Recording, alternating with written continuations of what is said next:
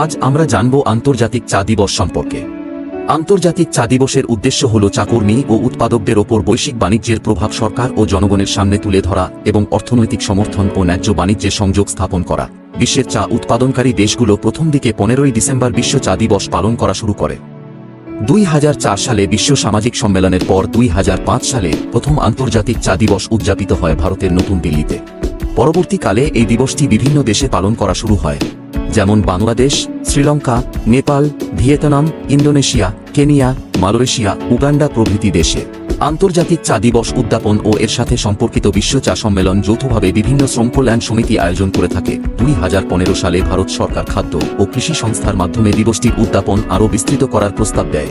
জাতিসংঘের খাদ্য ও কৃষি সংস্থার সিদ্ধান্ত অনুযায়ী 2020 সাল থেকে 21শে মে আন্তর্জাতিক চা দিবস হিসেবে পালন করার কথা ঘোষণা করা হয়।